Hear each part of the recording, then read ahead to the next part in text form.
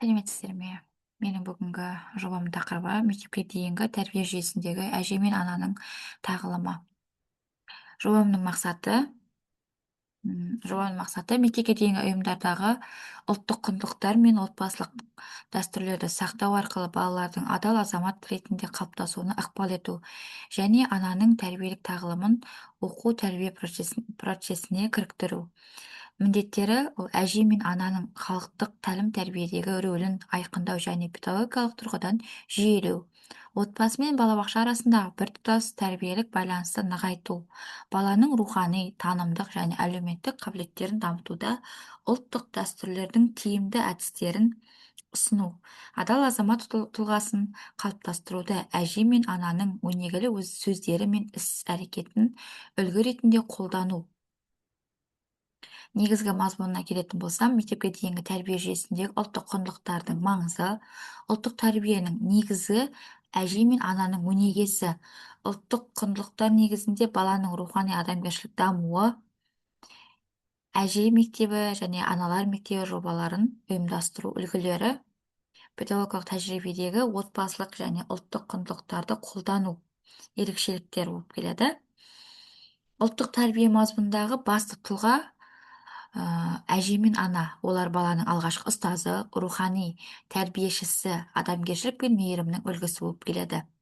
Қазіргі таңда мектепке дейінгі білім беру мазмұнындағы құндылыққа бағытталған тұтас көзқарасты қалыптастыратын жаңа бағдарламалар енгізіліп отыр. Солардың бірі біртұтас тәрбие бағдарламасы. Бұл бағдарлама баланың жан-жақты дамуын, ұлттық рухани құндылықтары мен отбасылық өнегемен сабақтастыра отырып жүзеге асыруды мақсат етеді. Бағдарламаның негізгі идеясы тәрбиені баланың тұлғалық тұтастығына бағыттау, оның бойындағы ұлттық болмысы мен рухани адамгершілік қасиеттерін қалыптастыру. Адал азамат біртұтас тәрбие бағдарламасында тәрбие мазмұны отбасындағы дәстүрлі рөлдік үлгілермен, яғни әже мен ананың тәрбиелік миссиясына тікелей байланысты болып келеді. Тіл дамыту ұйымдастыру іс-әрекетінде әжелер мен аналардың өмірінен алынған халық ауыз әдебиеті, ертегі, бата, мақал-мәтелдер қолданылады. Математикалық негіздері және логикалық дамыту барысында дәстүрлі тұрмыстық санау тәсілдері, қанша өлшемдері, бірліктері, ұлттық заттармен байланыстырып, тасымалар енгізіледі. Көркем әдебиет пен музыка ұйымдастыру іс-әрекетінде ананың әлдиі, жас өсиеті, ұлттық әуендер мен терме үлгілері пайдаланылады. Ал бейнелеу өнері іс-әрекетінде сурет салуда қолөнер, кесте тігу немесе әртүрлі түстегі киіз басу түстері арқылы енгізіледі. Біздегі бұл бағыттағы тәрбие тек баланың ақыл-ойын дамытып қана қоймай, оның рухани әлемін байытады. Бала ертек тыңдай отырып ой жүгіртеді, анасының әлдиін ести отырып сезінеді, әжесінің ақылын тыңдай отырып жақсы мен жаманды ажырата біледі, үйренеді. Рухани адамгершілік бағыт, бірінші бағытымыз бұл біз балалардың бойындағы адамгершілік, ізгілік, қамқорлық, үлкенге құрмет, кішіге ізет секілді қасиеттерді қалыптастыруда ананың жылуын, әженің ақылын басты тәрбиелік құрал ретінде пайдаланамыз. Көбіне біз осы бағытта жүйелі жұмыстар жүргізіледі. Ізгі істер бұрышы, жақсылық жаса, ана мейірімі сияқты әртүрлі жобалар балалармен бірге ұлттық тәрбие мен адамгершілік құндылықтардың мәнін түсіндірілуде. Бұл іс-шараларда балалар әжелерімен бірге ертегілер айтып, ертегі кітаптар оқып, өздерінің оқыған ертегілерін айтып береді. Келесі бағытта біз танымдық бағыт. Танымдық бағыт біз әже және ананың тағылымдық үлгісін, баланың ой-өрісін, дүниетанымды қалыптастырудың негізгі тетігі ретінде алып отырық. Бөбекжайымызда өткізілетін ана сыры немесе даналық бұлағы әже, отбасы тәрбие ұясы сияқты танымдық әңгімелер, көріністерде балалардың халқымыздың ұлағатты сөздері мен тұрмыстық салт-дәстүрімізді балаларға көрсете отырып, ата-аналармен бірге белсенді іс-шаралар өткізіп, өз ойларын айтып, сұрақтарға жауап беріп, балаларға тәлім-тәрбиелік іс-шаралар өткізіледі. Келесі бізде практикалық жүзіндегі бағыт практикалық бұл адал азамат біртұтас тәрбие моделінің аясында ұлттық құндылықтарды өмірлік тәжірибемен ұштастыру ерекше мән береміз. Бұл сол себепті аналарымен, әжелерімен әртүрлі шеберлік сыныптар, мерекелік отбасылық, ұлттық бағыттағы дәстүрлі негізге отыратын іс-шаралар жүйелі түрде өткізіледі. Соның бірі бізде ата-анасымен бірге ұлттық киімге байланысты, әжелермен, аналармен бірге ұлттық киім күніне байланысты іс-шаралар өткізілген болатын. Келесі құндылықтық бағыт бізде. Біз баланы ұлттық болмысы сүюге, отбасы мен қоғам алдындағы жауапкершілігін сезінуге, адалдық пен әділдікке баулуды басты тәрбиелік міндет деп санаймыз.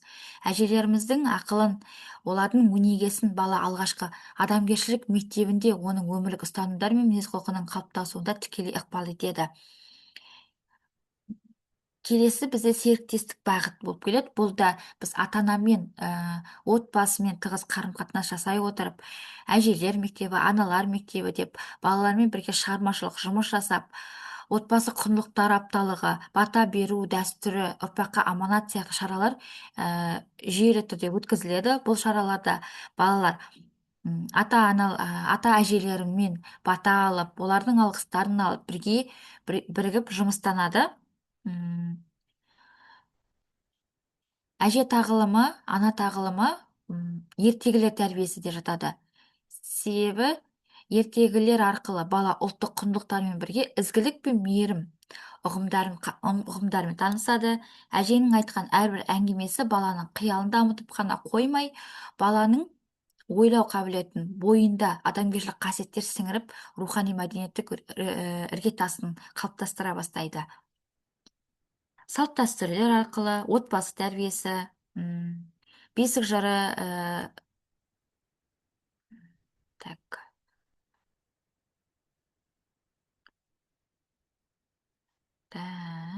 Аналар мектебі тақырыбында ортаңғы топтарға арналған жобалық жоспар.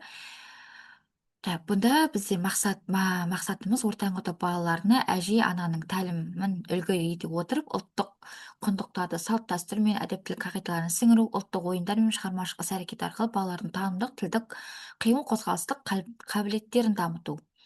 Міндеті балалардың жас ерекшеліктеріне сай ұлттық мазмұндағы ойындар, шығармашылық жұмыстар меңгерту болып табылады. Ата-аналармен, әжелермен бірлескен жобалық жұмыстар жүргізу, отбасымен, бөбекжай арасындағы серіктестікті нығайту болып келеді.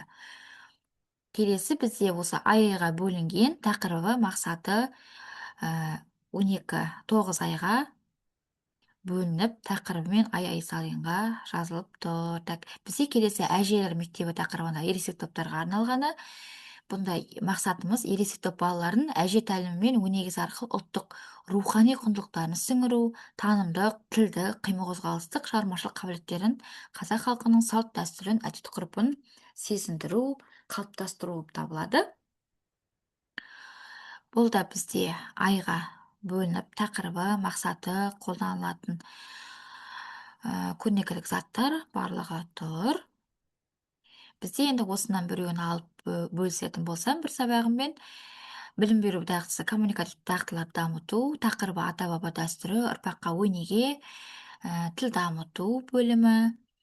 Мақсаты бұнда қазақ халқының салт дәстүрлері, тұрмыстық бұйымдары мен тағамдары мен таныстыру, балдарды ұйымдастыру кезеңінде бұл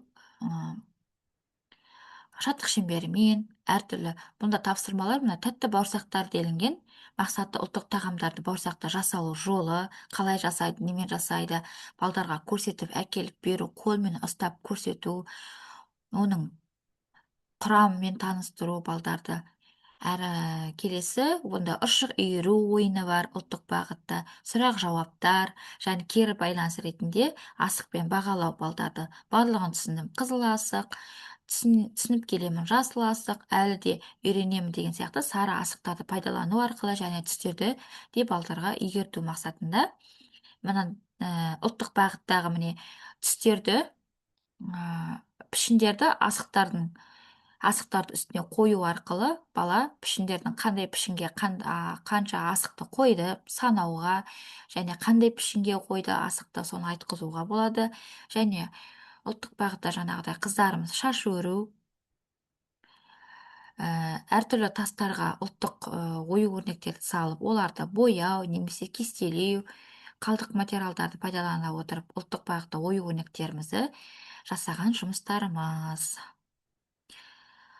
Осы жобада күтілетін біздің нәтижеміз балалардың бойында ұлттық және адамгершілік құндылықтарды қалыптастыру, тәрбиешілер мен ата-аналармен бірлесе отырып біртұтас тәрбиені жүзеге асыру, балалар өз халқының мәдениетін, дәстүрін, тілін құрметтейтін әділдік пен мейірімділікке бейім тұлға қалыптастыру болып табылады.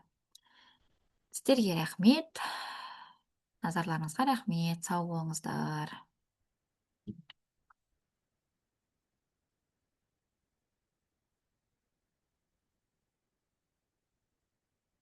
Присоединить дейін ба, онда остановить дейін ба?